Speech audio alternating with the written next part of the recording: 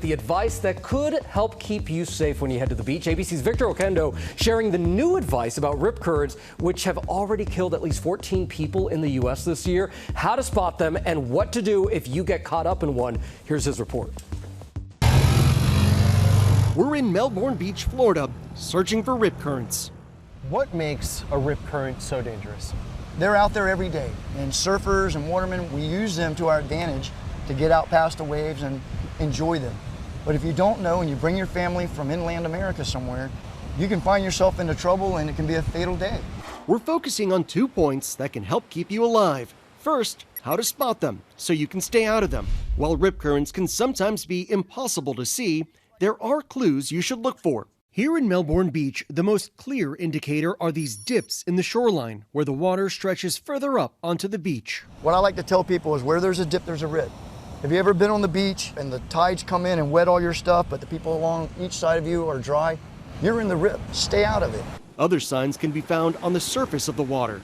Look for white foam like this, or debris being pulled away from the shore. Or they could look like this, that flat area where the waves aren't breaking, created by a rip current. And the most obvious signs of danger, areas along jetties or piers, and of course red flags. When in doubt, ask a lifeguard. Here we go. Next, if you do get caught in a current, how to escape it. NOAA now says the age-old advice of swimming parallel to shore may not always work. So I put myself into one to show you why. It's taking us to the left. Which is parallel to shore. So for me, that is not the safest path out. The current can pull you to the left. It can pull you to the right. It can also spin you in a circle. It's chaotic and disorienting.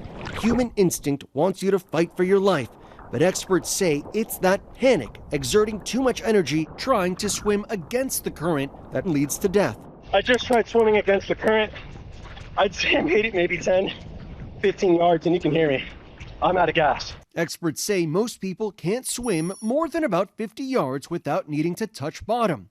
If you get caught in a rip, you might have to swim 3 to 4 times that to get back to shore, meaning even if you can swim out of the current, you may not have the strength to get to safety. I'm pretty tired. And the idea of having to go another 50 or 60 yards back to shore, I don't think I can make that. So instead, experts now urging do less. The key is not to panic. Let that current take you out and then flip and float. Some people call it floating like a leaf. A simple move we heard about from the Great Lakes Surf Rescue Project. Legs up, back of the head against the water, and using only gentle movements. This will relax you, conserve energy, and help you stay above water longer. It'll also give you a beat to determine which direction the current is flowing. If you can, swim perpendicular to that direction, like swimming to the side of a river. When you no longer feel the pull, swim at an angle back to shore. If you can't, just float until help arrives. Use your hands to signal somebody, and you should be okay. Which is why the safest place to swim is in front of a lifeguard, and why most coastal fatalities happen on unguarded beaches like the one we're at now. Over 75% of the drownings that we had are double drownings. Good Samaritans, family members, moms and dads going after their kids. You can't just watch somebody drown. He says one key to fixing this problem, installing life rings up and down the beach through his Drown Zero initiative. In 2024, they assisted in more than 200 rescues here. One was already used to save a 7-year-old boy earlier this year after his sister tried to help him.